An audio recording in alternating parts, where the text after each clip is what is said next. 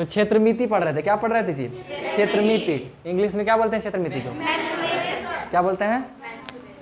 क्या चीज बोलते हैं? मेंसुरेशन। लेसन या रेशन? रेशन, ठीक है। क्षेत्रमिति मेंसुरेशन तो आप सुने होंगे, आप ना दिल्ली से आए हैं? हाँ दिल्ली से आते हैं रोज पढ़ने के लिए। मेंसुरेशन क्षेत्रमिति पढ़ना है। तो क्षेत्रमिति में क्या होता है? आकृतियों के बारे में समझते हैं। थोड़ा जल्दी से हमको बता दीजिए, आप लोगों को कितने प्रकार के मितियों के बारे में पता है? आकृतियों के बारे में। आकृति जी, यार त्रिभुज सब यह सब और का चीज, तो विशेष थोड़ी पूछ रहे हैं।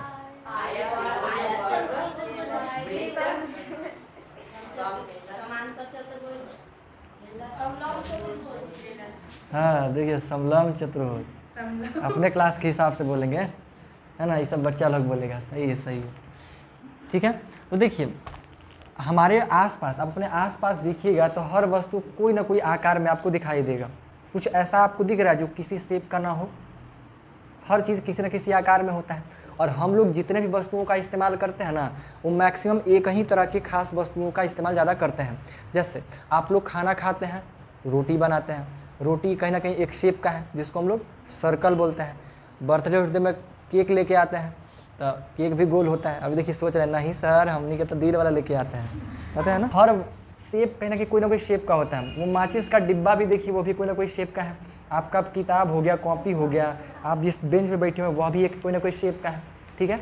हर चीज़ किसी न किसी आकार का होता है, ठीक है। तो इन्हीं आकारों को समझने के लिए मैथमेटिशियंस के द्वारा क्या किया गया, कुछ शेप डिज़ाइन किया गया, ठीक है। क्यों डिज़ाइन किया गया? क्योंकि काफ़ी ज़रूरत था इस चीज़ का। जैसे मान लीजिए कोई ज़मीन का टुकड़ा है, तो नॉर्मली जो ज़मीन होता है वो कैसा होता है? या तो किसी इस तरह का शेप का होगा, है ना, या ऐसा होगा, या तो गोल हो सकता है। जैसे गोल खेत बहुत रेयर देखने को मिलता है ना, ऐसा भी हो सकता है। इसी प्रकार का है तिरछा, हाँ ठीक है, या फिर हल्का आरा टेढ़ा टाइप का भी हो सकता है कि नहीं, किसी भी शेप का। मतलब मैक्सिमम जो देखा जाए उसको ओवरऑल अगर आप मेज़र कीजिएगा तो लगभग इन्हीं शेपों में हमारे आसपास की सभी वस्तुएं मिलता है, ठीक है। कुछ एक आध वस्तु ऐसा होता है जो अमीबा टाइप होता है, रैंडम कोई शेप का हो जाएगा, ठीक है। कुछ ही ऐसा वस्तु है। ऐसे हमारे पास हर वस्तु किसी न किसी आकार में, खास तरह की आकृतियों में ही देखने को मिलता है, ठीक है। और जब हमारे आसपास ऐसी वस्तुएं हैं तो हम सभी लोगों को ज़रूरत पड़ गया कि भाई मतलब कि इन वस्तुओं का इस्तेमाल हम लोग कर रहे हैं। और इन वस्तुओं का जब इस्तेमाल करना है तो जैसे इसका ज़्यादातर इस्तेमाल कहाँ पे होता है? जैसे अभी जो आप ये जब चैप्टर पढ़ेंगे ना, ये आपको हेल्प नॉर्मल घर वगैरह में नहीं करेगा। हेल्प कब करेगा? जब आप कोई कंस्ट्रक्शन करेंगे। जैसे मान लीजिए आपको एक घर बनवाना है, तो आप घर में देखेंगे हमारे रूम का एरिया कितना होना चाहिए, हमारा कमरा कैसा हो, किचन कैसा हो, ठीक है। मंदिर बनाना है तो मंदिर का शेप कैसा होना चाहिए, उसमें कितने का खर्च आएगा, कितना क्या लगाना है, ये सब चीज़ मेजरमेंट करने में सहायता मिलता है। जैसे मान लीजिए आप लोग को घर बनवाना हो, तो जैसे अगर आर्किटेक्ट को बुलवाइएगा, आर्किटेक्ट जो होता है जो घर का नक्शा वैसा तैयार करता है, तो वो आपको जैसे घर बनाना हो तो वो घर बनाने से पहले आपसे कुछ सवाल करेगा। सवाल क्या क्या कर सकता है? पूछेगा कि आपका बजट क्या है, आपको कितना पैसा लगाना है, घर बनाने के लिए आपके पास कितना पैसा है, पैसा पूछेगा। ज़मीन कितना है आपके पास, कितने में बनाना है आप, और चाहते क्या क्या है, गार्डन चाहिए नहीं चाहिए, किचन चाहिए, कितना बड़ा किचन चाहिए, सब कुछ आपसे सवाल करेगा, पूरा डिटेल लेगा, ठीक है। और उस हिसाब से आपके घर का एक नक्शा तैयार करके देगा, ठीक है, उसी हिसाब से। तो ये सब नक्शा वो किस बेसिस पे तैयार करता है? मेज़रमेंट कुछ हो तब ना, ऐसे ही रैंडमली कुछ हो कह देगा नहीं। वो क्या करेगा? प्रॉपर मेज़रमेंट के साथ तैयार करता है। मेज़रमेंट के साथ अगर तैयार नहीं करेगा तो नुकसान क्या है उसका? कुछ कोई भी शेप का बन जाएगा, एक परफेक्ट शेप का नहीं बन पाएगा, ठीक है, अच्छे शेप का नहीं बन पाएगा। जैसे आप समझिए, आप दीवार देखते होंगे, दीवार बनाते हुए मिस्त्री लोग को देखे हैं, तो दीवार जब ईटा लोग रखता होगा तो आप देखते होंगे कि वो रस्सी टाइप का वो लटका के रखता है ना। ये वो ईटा रखेगा फिर रस्सी से लटका के देखेगा, ऐसे करके होता है। लट्टू टाइप का वो गोल जैसा होता है, वजनदार टाइप का, इसमें धागा रहता है और ये वो ऐसे रखे रहता है ना। इसको ईटा में सटाएगा और ईटा में बैलेंस करेगा कि बराबर हो रहा है कि नहीं हो रहा है, और इस प्रकार से माप करके मेज़र कर करके दीवार को उठाता है। क्योंकि अगर उस तरीके से नहीं उठाएगा तो उसका दीवार तिरछा हो जाएगा, और दीवार तिरछा हुआ तो फिर मामला या घर समझिए कमज़ोर हो जाएगा फिर, है ना। पहले के टाइम पे कुछ लोग ऐसे ही दीवार उठा देते थे, अरे हम हीरो हैं, तो हमारे एगो मामू थे वो अपने घर बना दिए, ठीक है, एक महिला वाला अपने घर दीवार उठा दिए, ढाल तक दिए अपना ही, अकेले नहीं, मतलब घर में लोग मिल करके अपने घर बना दिए, ठीक है। लेकिन जो दीवार बना वो तिरछा बना दिए, है ना, दीवार ऐसे हो गया, कमर जैसा जैसे होता है ना, ऐसे ऐसे हो गया, ठीक है, अभी भी बना हुआ है वो, तो मामू का अपना बना हुआ है। तो ज़रूरी होता है ये सब मेजरमेंट के साथ काम करना। अगर मेजरमेंट के साथ काम नहीं किया जाए तो प्रॉब्लम हो जाएगा।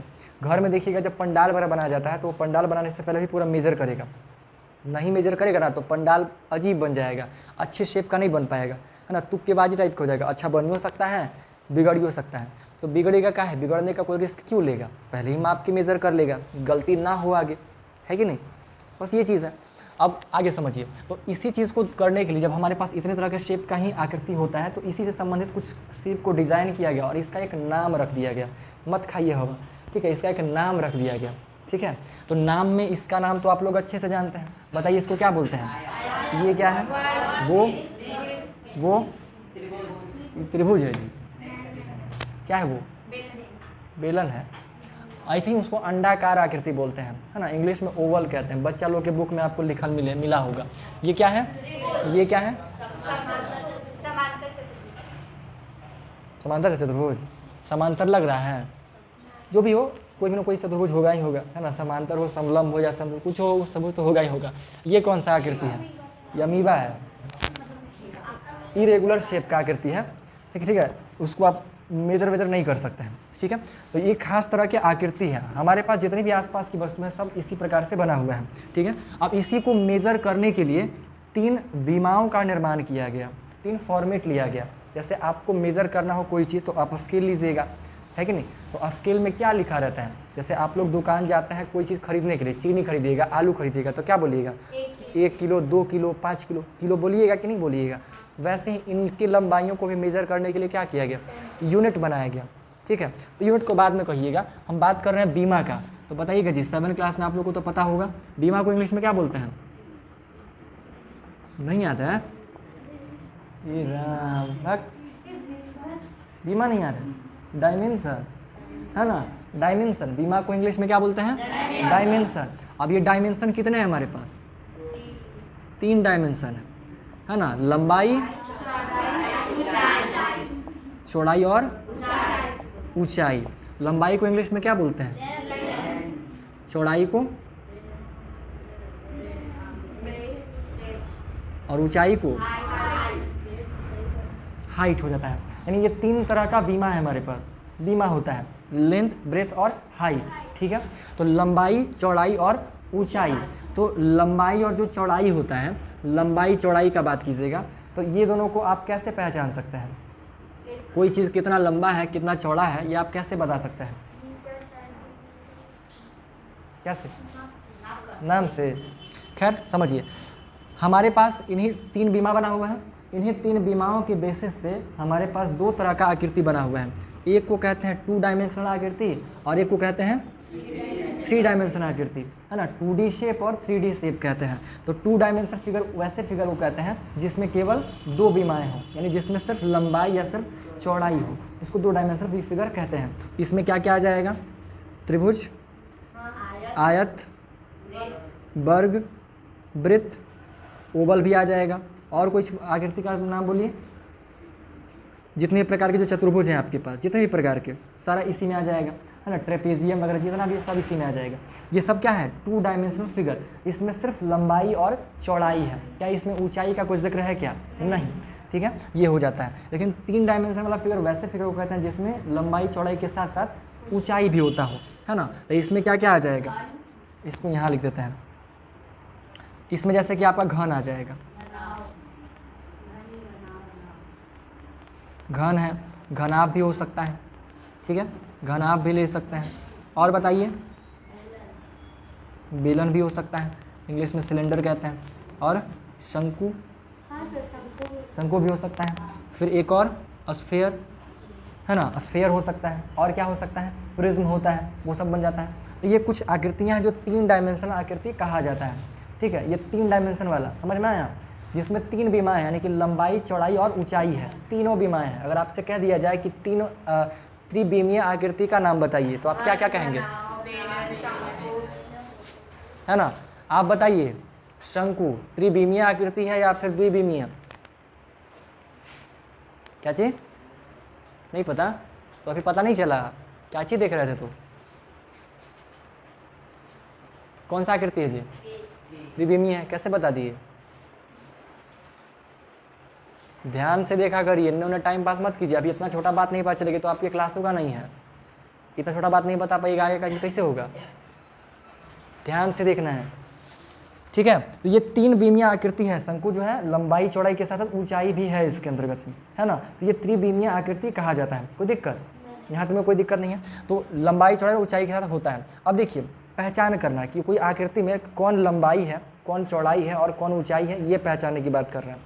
तो देखिए, जो ऊंचाई है ये पहचानने में तो आप लोगों को कभी कोई दिक्कत नहीं होना है। कोई घर कितना ऊंचा है देखिएगा, ऊपर नीचे आपको दिखेगा इससे खड़ा, वही ऊंचाई है, ठीक है। ऊंचाई में तो कोई परेशानी है ही नहीं। लेकिन लंबाई और चौड़ाई में कन्फ्यूज़न हो सकता है, बट इसमें भी कन्फ्यूज होने का ज़रूरत नहीं है। लंबाई, जो चीज़ें लंबा होता है तो बड़ा दूरी वाला, लंबाई चौड़ाई ऊंचाई क्या होता है? ये सब एक दूरी है। ये जो लंबाई चौड़ाई ऊंचाई है ना, ये सब कहीं ना कहीं एक दूरियों का अलग अलग नाम है। दूरियों का अलग अलग नाम है। जैसे अगर आपको लंबाई का बात करें, हम आपसे पूछे कि इसका लंबाई कितना है, तो यानी इस पॉइंट से लेकर के उस पॉइंट के बीच का दूरी, वही ना मालूम करना हुआ। हम आपसे ये पूछे कि इस बोर्ड का लंबाई बताइए, तो आप इस पॉइंट से उस पॉइंट के बीच का दूरी बताइएगा, कितना दूर है, कितना में हो जाए, वही तो लंबाई हो गया। आपसे इसका चौड़ाई पूछे तो इस पॉइंट का इस पॉइंट के बीच का आप दूरी कह दीजिएगा, चौड़ाई हो जाएगा, है कि नहीं। कोई भी चीज़ का लंबाई चौड़ाई ऊंचाई का अगर बात करें तो क्या होता है? 2 बिंदुओं के बीच का दूरी ये को तो बताता है ना। कोई दिक्कत? तो ये लंबाई चौड़ाई क्या होता है? दूरी का ही 3 नाम है। एक ही चीज़, तीनों एक ही चीज़ बताता है, 2 पॉइंट के बीच का दूरी। अब वो 2 पॉइंट अलग अलग तरीके से होता है। जैसे लंबाई हो, लंबाई किसको कह देते हैं? जो बड़ा वाला जो दूरी होता है ना, लंबाई और चौड़ाई में, केवल ऊंचाई का नहीं बात कर रहे हैं। लंबाई और चौड़ाई में क्या होता है? जो दूरी बड़ा है, जैसे मान लीजिए ये है, तो इसमें आप इसको लंबाई कहेंगे।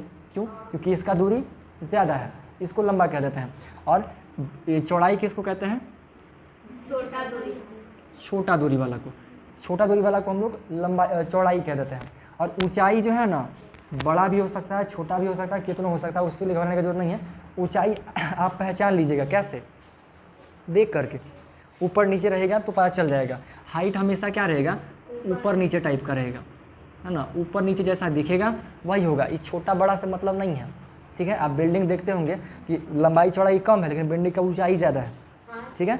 समझ में आया बात? तो ये लंबाई और चौड़ाई और ऊंचाई का चीज़ें हैं। अब आपको 1-2 शब्द है जिसमें आपको दिक्कत हो सकता है। जैसे ऊंचाई का ही 2 रूप है, कहीं कहीं पे मोटाई लिखा मिलेगा, ठीक है। जैसे आप देखिए, ये है, इसी का बात की, तो इसका एक अपना मोटाई भी तो है, कितना मोटा है, तो ये मोटाई हो जाता है। मोटाई के साथ साथ एक और भी चीज़ होता है, गहराई, ठीक है। गहराई, लंबाई और चौड़ाई है लेकिन ऊपर उठने के बजाय नीचे घुसा हुआ है ना। जो आप लोग घर का वॉशरूम का जो टंकी बनाया जाता है वो कैसा होता है? लंबाई चौड़ाई के ऊपर देख करके और अंदर खुदाई किया हुआ रहता है, ठीक है। तो उसमें गहराई हो जाता है। लेकिन ऊंचाई लिखा मिले, मोटाई लिखा मिले या फिर गहराई लिखा मिले, तीनों एक ही चीज़ बताता है। तीनों कोई अलग अलग चीज़ नहीं है, इसलिए घबराने का जरूरत नहीं है। लंबाई मिले, सॉरी लंबाई छोड़िए, ऊंचाई मिले, मोटाई मिले या गहराई मिले, तीनों में से कोई भी लिखा मिल जाए तो समझिए कि वही चीज़ का बात किया जा रहा है, ठीक है। कोई दिक्कत? ठीक है। तो अगर मान लीजिए आपको कहा जाए कि एक आकृति है जो 5 मीटर लंबा है, 6 मीटर चौड़ा है और 7 मीटर गहरा है, तो बताइए वो आकृति द्विविमीय है या त्रिविमीय? तो क्या कौन से बीमा का कहलाएगा वो? त्रिविमीय। आप बताइए, एक आकृति है जो 2 मीटर लंबा है, ठीक है, लंबा है 2 मीटर, चौड़ा है 5 मीटर और गहरा है 1 मीटर, कैसा बीमीय आकृति है? त्रिविमीय या द्विविमीय? तुक्का मार रहे हैं? पक्का पता है? एक्सप्लेन कीजिए कैसे फिर। हाँ, ज़्यादा दूर है? क्या ज़्यादा दूर है? लंबाई चौड़ाई ज़्यादा दूर है। हम तो 1 मीटर और 1 मीटर और 2 मीटर बोले हैं ना जी। 1 मीटर लंबा बोले हैं, नहीं सॉरी 2 मीटर, लंबाई 2 मीटर और चौड़ाई 5 मीटर और गहराई 1 मीटर। ध्यान नहीं दे रहे हैं, हो जाएगा कांड। तो इतना छोटा बात में भी समस्या है भाई। आपकी कैटेगरी के हैं लगता है, आपको समझ में आ जी। इनको तो सॉल्यूशन दिए कि सारी उनको को जी बोले हम। अब दिक्कत क्या चीज़ नहीं समझ में आ रहा है बात, तो कहाँ सही बता रहे हैं? अगर आ रहा है तो सही से बताइएगा ना क्वेश्चन का आंसर। आप बताइए जी कौन सा बीमिया कहते थे, द्विविमीय या त्रिविमीय? त्रिविमीय। देखिए सिंपल सा बात है, लंबाई चौड़ाई और मोटाई तीनों का बात कर रहे हैं तो भाई तीन वो का जब बात करें तो त्रिविमीय हो जाएगा। तीनों बीमा का जिक्र कर रहे हैं, सिर्फ लंबाई चौड़ाई का बात करते तो द्विविमीय होता है। नाम बहुत मुश्किल है ना, द्वि मतलब दो होता है, बीमिया मतलब बीमा होता है, और त्रि मतलब तीन होता है, बीमा मतलब बीमिया होता है। सीधा तो बात है। ठीक है, देखते हैं आगे का क्या परफॉर्मेंस रहता है। तो ये लंबाई चौड़ाई और ऊंचाई है, ये तीनों क्या है, तीनों बस एक दूरी को बताता है, दूरी को बताता है, तो इसलिए परेशान होने का ज़रूरत नहीं है। अब देखिए कि ये क्या होता है, कुछ क्वेश्चंस आप जब सॉल्व करेंगे ना तो ऐसा होगा कि लंबाई चौड़ाई में परिवर्तित हो जाएगा या लंबाई ऊंचाई में बदल जाएगा। ठीक है, जैसे कोई है, मान लीजिए माचिस का डिब्बी को हम ऐसे रखे हुए हैं, ऐसे बना हुआ है, अब इसको इस तरह से खड़ा कर दिया गया और आपसे फिर सवाल किया गया, ठीक है, कि मान लीजिए माचिस का डिब्बी ऐसे रखा हुआ है, इसका आयतन इतना है, अब माचिस के डिब्बी को ऐसे रख दिया जाता है, तब इसका आयतन निकाल के दिखाइए।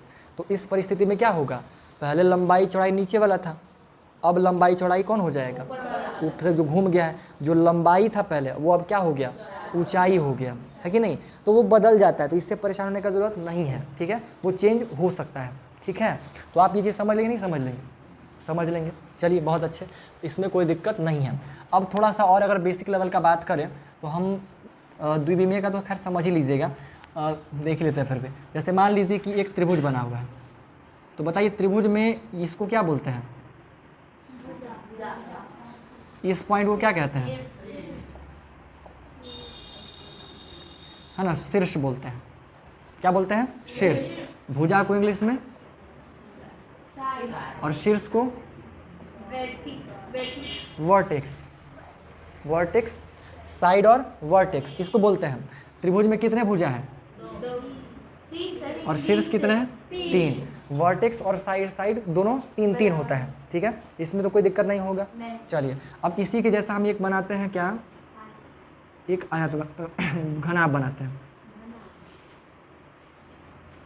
अब आपको बताना है कि पहले बताइए घनाभ में कितने किनारे हैं। किनारों की संख्या कितनी है, यानी साइड्स, ये वाला डंडी जो दिखाई दे रहा है, कितना, 12। कितना होगा, 12। इसमें कोई कन्फ्यूजन नहीं। 4 ऊपर 4 नीचे 8, और 4 को जो जोड़ के रखा हुआ है ना 12, तो टोटल किनारों की संख्या हो जाएगी 12। कोण का संख्या कितना होगा, 12। कोण फिलहाल छोड़िए, सतह बताइए, सतह कितना है, फेस, ऊपर ये जो पूरा होता है चिकना सतह, पक्का, सभी लोग सोचिए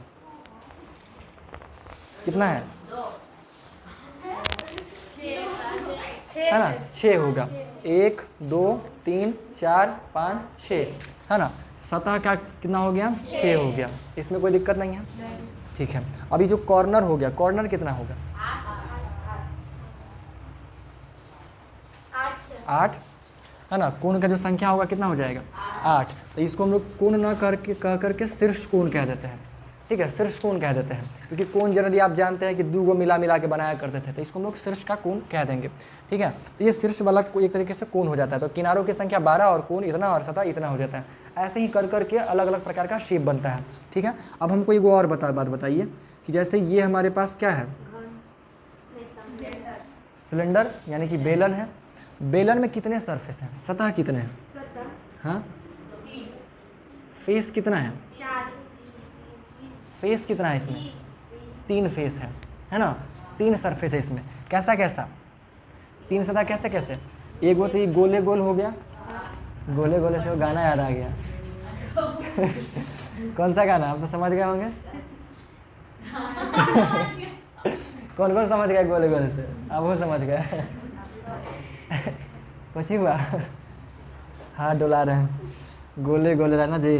तो ये गोले गोले हो गया, आएगा ऊपर नीचे चिकना चिकना वाला, है ना। चिकना चिकना से कोई गाना है ना, चिकना से भी गाना है, अच्छा चिकनी, हाँ सही बोल चिकनी चमेली वाला ना, धुआं उड़ा के इस टाइप का। ठीक है, खैर तो इसमें सतह का बात कीजिएगा तो देखिए फ्लैट सरफेस यानी कि जो बराबर सतह है वो कितना है, वो सतह जो फ्लैट है वो कितना है, 2। फ्लैट सरफेस ये वाला बराबर वाला है ना, समतल सतह जिसको बोलते हैं, समतल वाला, वो कितना है, एक ऊपर एक नीचे, दो गो, और एक हो गया कर्व्ड। कर्व्ड कितना है, एक, जो घुमा हुआ है, ठीक है, ये हो गया। वैसे ही हमको एक बात बताइए, सिलेंडर में कितना सतह है, सॉरी कोण में, हाँ इंग्लिश में कोण, हिंदी में शंकु बोलते हैं। कोण में यानी शंकु में कितना सरफेस है टोटल, दो सरफेस है ना, कैसा कैसा, एक गोल एक समतल है ना, एक फ्लैट और एक कर्व, है ना, जो बर्थडे वाला जो टोपी है नीचे से पूरा चिकना बराबर, आई गोले गोले, है ना, तो सतह हो जाएगा हमारे पास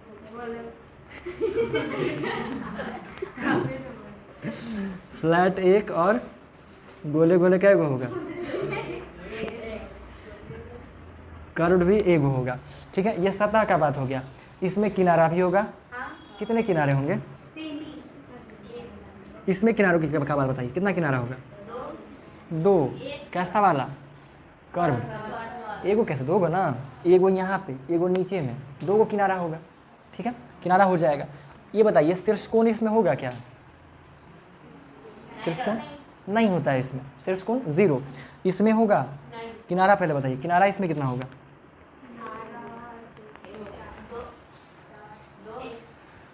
कितना, एक किनारा हो जाएगा, किनारा एक हो जाएगा, ये वाला नीचे वाला वही तो है खाली। और इसका बात बताइए, शीर्ष का बताइए, शीर्ष कोण का,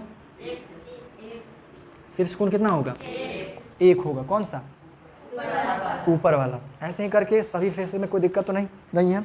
एक और बता दीजिए, हम बात कर रहे हैं स्फीयर का यानी गोला का, तो गोला में सतह कितने हैं, एक, कैसा वाला, कर्व्ड वाला, है ना, गोले गोले वाला, एक ही गो है, इसमें जो सतह है वो एक ही गो है, ठीक है, सतह एक ही है।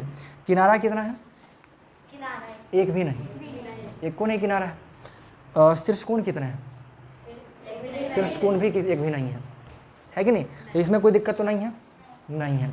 अब देखिए आप लोग को करना क्या है, आप लोग को दो चीज़ों को निकालने का कोशिश करना है हर एक फिगर पे। ये तो 3 डायमेंशनल फिगर का मामला हो गया, ये बच्चों वाला कहानी था, एकदम बच्चा वाला बात, ठीक है। अब बच्चा वाला कहानी से जब थोड़ा ऊपर उठते हैं तो उठने के बाद हम लोग थोड़ा सा कैलकुलेशन करते हैं। कैलकुलेशन में क्या करते हैं, हम लोग दो चीज़ निकालने का हर फिगर में, तो पहले हम लोग 2 डायमेंशनल फिगर के सारा कुछ निकालने का कोशिश करेंगे, 2 डायमेंशनल फिगर का, फिर 3 डायमेंशनल फिगर वाला ही बात करेंगे। तो 2 डायमेंशनल फिगर का निकालने के लिए हमारे पास सबसे पहला क्या है, परिमाप, ठीक है। अब सीधा सा पहले परिमाप को भी गायब करिए, आप भी थोड़ा सा बता सकते हैं ऐसे। जैसे मान लीजिए कि आपके पास एक गार्डन है, पार्क है, तो पार्क जैसे बना हुआ है, ठीक है, इस पार्क में आप जाइएगा या फिर आपको एक पार्क बनवाना हो, तो जब आपको पार्क बनवाना होगा तो पार्क बनवाने से पहले आप क्या देखिएगा, इसमें आपको क्या क्या देखना पड़ेगा, ऊंचाई भी देखना पड़ेगा, है ना जी। पार्क बनाने के लिए ऊंचाई भी चाहिए तो चाहिए क्या जी, पार्क बनाने के लिए ऊंचाई देखेंगे कि नहीं देखेंगे, ये लोग हंस लिए तो नहीं वो देखेंगे, वाह पकड़ लिए हैं। मैंने दिल्ली से है ना, दिल्ली में पार्क बहुत है अभी भी कंफ्यूज है। पार्क ऊंचा करेंगे ना जी, काहे नहीं ऊंचा करेंगे, नीचे में रखेंगे पानी भर जाएगा तो गहरा तो कर सकते हैं, नहीं गहरा नहीं करेंगे। अरे पार्क अगर ऊंचा नहीं करेंगे तो कोई घुस ना जाएगा पार्क में, फिर घूम के चला आएगा, दरवाजा हैगा ठीक है। तो समझिए अब पार्क बराबर है तो आपको एक कहीं ना कहीं एक ज़मीन का टुकड़ा चाहिए होगा, जितना बड़ा आपको पार्क बनाना होगा तो ज़मीन का जितना हिस्सा में आपको पार्क बनवाना है, जितना स्पेस आपको चाहिए, जितना जगह में आपको पार्क बनवाना है, उस जगह को हम लोग क्या बोलते हैं, क्षेत्रफल कहते हैं कि नहीं कहते हैं। पार्क आप जितना बड़ा बनवाइएगा वो उसका क्षेत्रफल कहलाएगा, ठीक है। क्षेत्रफल बना दिए, बहुत अच्छे। अब आपको उसको घेरना भी तो पड़ेगा, जैसे बताया कि घेर देंगे, दरवाज़ा लगाएंगे, नहीं घेरेंगे तो फ्री में सब घूम के निकल जाएगा, है कि नहीं। तो इसको घेरना पड़ेगा, तो घेरने में कितना पैसा लगेगा, कितना, या फिर मान लीजिए इसको तार से घेर रहा है इंसान, तो कितना मीटर का तार चाहिए। तो इस पार्क को घेरने के लिए तार जो चाहिए, कांटा वाला जो तार होता है वो वाला तार चाहिए, तो कितने मीटर का तार चाहिए ये हमें कैसे मालूम चलेगा। इस पार्क को चारों ओर से घेरने के लिए कितने मीटर का हमें तार की आवश्यकता है, हमें कैसे मालूम चलेगा, नाप के, है ना। यहाँ से वो रस्सी लेंगे या फिर फीता बीता कुछ लेंगे और इसके चारों ओर का मेजरमेंट नाप देंगे। जितना मीटर आएगा उसी को हम लोग क्या बोल देंगे, भाई इतना मीटर का ला करके उसको कर देंगे काम। ठीक है, तो अब और चीज़ें और बताइए। एक चारों ओर का लंबाई हो गया, ठीक है, ये वाला, इसी को हम लोग क्या बोलते हैं, परिमाप। मतलब चारों ओर का जो लंबाई का जो मेजरमेंट है ना, इसी को हम लोग परिमाप बोलते हैं। और जितना जगह छेक रहा है उसी को हम लोग क्षेत्रफल कह रहे हैं। अब आप अपने हिसाब से सोच के बताइए, क्या कोई 2 डायमेंशनल फिगर के अंतर्गत जो है पेरीमीटर यानी परिमाप और एरिया के अलावा कुछ और निकाल सकते हैं? कुछ और निकालने की आवश्यकता है? कुछ भी नहीं। क्या और निकालेंगे, है कि नहीं। जनरली हमारे पास जो भी ज़मीन का टुकड़ा होगा वो ज़मीन का एक क्षेत्रफल लेंगे, इतना जगह स्थान लेंगे और उसको घेरने के लिए जितना भी चीज़ चाहिए, ईटा बीटा जो भी से घेरेंगे, तो उसके चारों ओर का लंबाई, चारों ओर का टोटल कुल लंबाई देखेंगे। तो किसी भी आकृति के का चारों ओर का जो लंबाई होता है उसको हम लोग क्या बोलते हैं, परिमाप बोलते हैं, परिमाप बोलते हैं। और कोई चीज़ जितना स्थान घेरता है उसको हम लोग क्या बोलते हैं, एरिया कहते हैं। तो इसी चीज़ को अगला हमको पढ़ना है। हालांकि ये चीज़ हो भी चुका है बट फिर भी समझिए। अब अच्छा ये बताइए, परिमाप का एक और नाम परिमिति। हाँ। और त्रिभुज में सॉरी वृत्त में इसी को हम लोग क्या बोलते हैं, परिधि बोलते हैं, त्रिज्या कहेंगे का, है ना। अब इस परिमिति को इंग्लिश में क्या बोलते हैं, है ना, पेरीमीटर बोलते हैं। इंग्लिश में इसी को पेरीमीटर कहते हैं। पेरीमीटर का अगर आपसे परिभाषा पूछ दिया जाए तो आप क्या कहेंगे, चारों लंबाई का जोड़ पेरीमीटर कहलाता है ना। किसी भी आकृति का, द्विविमीय हो या कैसे हो, किसी भी आकृति की चारों ओर की लंबाई का सम या चारों ओर की कुल लंबाई पेरीमीटर या परिमाप कहलाता है। किसी भी आकृति के चारों ओर की कुल लंबाई को परिमाप कहते हैं। किसी भी आकृति के चारों ओर की कुल लंबाई को परिमाप कहते हैं। क्या बोलेंगे, किसी भी आकृति के चारों ओर की कुल लंबाई को परिमाप कहते हैं। किसी भी आकृति के कुल लंबाई को, टोटल लंबाई, सिर्फ लंबाई नहीं, किसी भी आकृति के चारों ओर की कुल लंबाई को परिमाप या परिमिति करते हैं। क्या होता है जी परिमाप का परिभाषा? आहा टमाटर बड़े मजेदार, बताइए आप। चारों ओर की लंबाई को चार्ट पेपर करते हैं, आप बताइए, किसी भी आकृति के है ना। चारों तरफ के कुल लंबाई। कोई भी आकृति को पकड़ेंगे, इसको रटने की जरूरत नहीं है, समझना है बस, परिमाप समझ में आया ना। कोई भी आकृति पकड़ेंगे उसके चारों ओर की लंबाई को जोड़ देंगे, परिमाप हो जाएगा। ठीक है, परिमाप हो जाता है। अब देखिए परिमाप का ये परिभाषा होता है। परिमाप का परिभाषा का बात कीजिएगा, आप बताइए जी परिमाप का परिभाषा। चारों ओर की कुल लंबाई, उससे पहले और कुछ नहीं बोलिएगा। किसी भी आकृति के चारों ओर की कुल लंबाई को परिमाप करना है। अच्छा, आप अपने शरीर का परिमाप निकाल सकते हैं? क्यों, कैसे इम्पॉसिबल है? कपड़ा सिलवाने जाते हैं दर्जी के यहाँ, यस सर। तो कुछ करता है वो सिलने से पहले, हाँ सर, नाप ले। तो वो आपका परिमाप नहीं हो सकता है? हो सकता है। हो सकता है ना, हो सकता है। ट्रैक्टर है, हाँ सर चारों तरफ का योग भी कह सकते हैं, लेकिन जब पुल कह के ना काम चल रहा है तो झूठ वो नया बॉडी योग काहे ला जोड़िए। होते रहता है, हम बताया ना, हम उस दिन कुछ और बोलेंगे, अगला दिन कुछ और बोलेंगे, बातिया वही रहेगा, शब्द चेंजेस होते रहता है। ठीक है, अब हम किताब नहीं ना है कि हम दिन छप गया है, हम रट के थोड़ी आपके पास आते हैं। समझना है, यही तो समझने का खेल होता है। आप समझ जाइएगा तो आपको रटने की जरूरत नहीं पड़ेगा। अरे घर में कभी खान खा के सूतना है, कभी टीवी देखना है, बड़ी जा। तो परिमाप में क्या करेंगे, किसी भी आकृति के चारों ओर की कुल लंबाई को परिमाप या परिमिति कहते हैं, है ना। अब आइए जरा जल्दी से, ये देखिए ये क्या है, इसको हम लोग क्या बोलते हैं, त्रिभुज। अब अगर इसका परिमाप निकालना है तो इसके परिमाप को हम लोग कैसे निकालेंगे, इसके पास 3 भुजा है और तीनों भुजाओं की लंबाइयों को जोड़ देंगे। तो मान लेते हैं इस भुजा का लंबाई है a मीटर, है ना, ये है b मीटर और ये है c मीटर। तो इसका एक तरीके से फॉर्मूला टाइप क्या हो जाएगा, जी। तो त्रिभुज के का परिमाप का फॉर्मूला क्या बन जाएगा, तो उसको उतना नहीं बोलना, सिंपल बोलना है, तीनों भुजाओं का योग, खत्म पर। ठीक है, आगे बढ़ते हैं। अगर बात करते हैं आयत का, ठीक है, आयत का बात करते हैं। अब आयत का अगर परिमाप निकालना हो तो इसके परिमाप कैसे निकालेंगे। मान लीजिए a मीटर का है अब आयत है तो इसके सामने वाला भी ए ही मीटर का होगा, ठीक है, तो ये भी ए ही मीटर का होगा। ये है बी मीटर का, तो इसके सामने वाला भी कितने मीटर का होगा, बी मीटर का। अब हम आप जानते हैं कि परिमाप निकालने के लिए क्या करना होता है, तीनों चारों ओर को जोड़ देंगे, ठीक है। तो पेरीमीटर निकालने के लिए क्या करेंगे, ए प्लस बी प्लस ए प्लस बी, ऐसा होगा। उसके बाद इसको जोड़िएगा तो ए एक जुड़ के क्या हो जाएगा 2a और बी भी जुड़ करके 2b, और ये दोनों में से 2 कॉमन कर लीजिए तो ए 2a प्लस बी हो जाएगा। और ए जो है लंबाई है और बी क्या है, चौड़ाई है। तो एक फॉर्मूला की तरह कह सकते हैं जैसे 2 इंटू लंबाई प्लस चौड़ाई, है ना। एक फॉर्मूला बन गया किसका, पेरीमीटर का, ठीक है, बन गया। आगे आते हैं, इसी का एक बड़ा सा रूप जिसको हम लोग वर्ग कहते हैं। वर्ग का अगर एक भुजा ए मीटर का है तो बाकी कितना होगा, ए ही मीटर का होगा। ये भी ए का, ये भी ए का, ये भी ए का। इसका भी अगर परिमाप निकालना हो तो ए प्लस ए प्लस ए प्लस ए, या फिर 4a कह दीजिए। ये क्या है, किनारा है, तो इसी को आप 4 गुने भुजा भी कह सकते हैं, ठीक है। तो परिमाप किसका, इसका परिमाप का फॉर्मूला हो जाएगा। तो 2 डायमेंशन फिगर में लगभग ये 3 का हो गया। एक बचा क्या, वृत्त बचा। तो वृत्त करने से पहले आप ये बताइए कि अगर जो चतुर्भुज का आप जितने 3-4 प्रकार के जानते हैं, जैसे समलंब चतुर्भुज हो गया, ठीक है, समांतर चतुर्भुज हो गया, जो भी हो, कोई भी चतुर्भुज का निकालना होगा तो क्या उसका परिमाप नहीं निकल जाएगा, निकल जाएगा।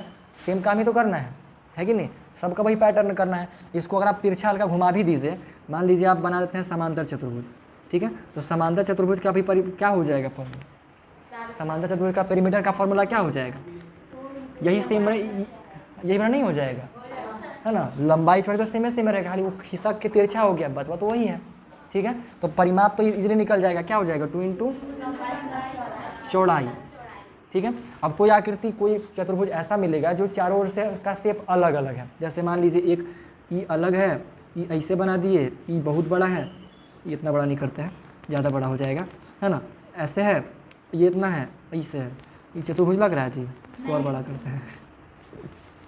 मतलब कहने का मतलब ये है ना कि चारों का चारों लेंथ अलग ही अलग है, चारों का लेंथ अलग अलग है। तो इसका परिमाप क्या करेंगे, इसका कोई फॉर्मूला नहीं बन पाएगा, सिंपली चारों साइड को जोड़ देंगे, निकल जाएगा, हो जाएगा ना। इसका ये ए है, ये बी है, ये सी है, ये डी है, तो इसका पेरीमीटर हो जाएगा ए प्लस डी, कोई दिक्कत नहीं होता है। तो किसी भी तरह का किसी भी शेप का पेरीमीटर आपको निकालने को मिल जाए तो समझिए कि आप उसको सिंपली क्या करना है, जोड़ देना है। अब हम आपको एक और आकृति देते हैं, मान लीजिए कि ऐसा एक आकृति है,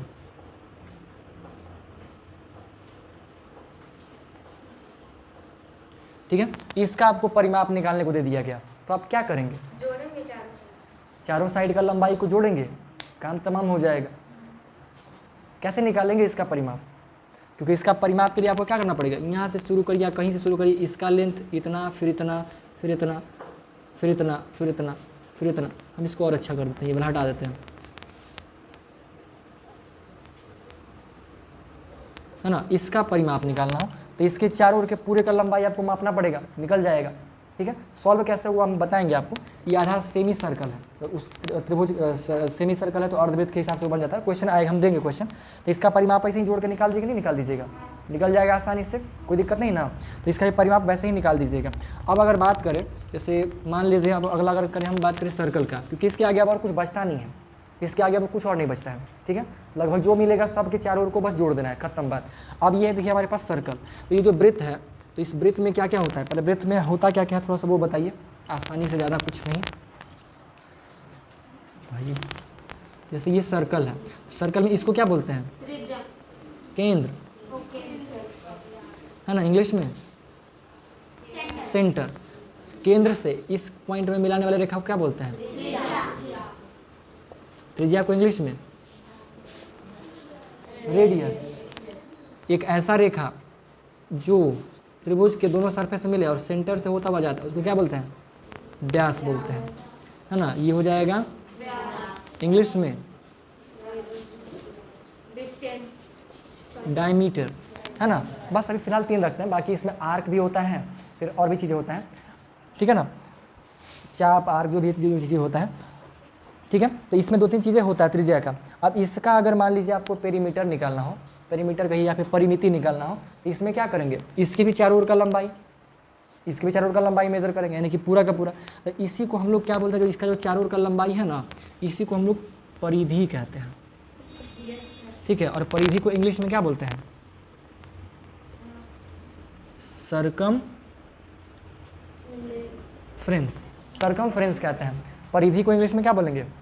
सरकमफ्रेंस। इसको आप परिमिति भी आम बोलचाल की भाषा में कह सकते हैं, बट इसका एक अलग नाम है परिधि, ठीक है। यानी वृत्त का परिधि। तो वृत्त की परिधि निकालने का फॉर्मूला क्या होता है? 2 पाई आर। वृत्त का परिधि निकालने का फॉर्मूला क्या होता है? 2 पाई आर, जिसमें से पाई का मान कितना होता है?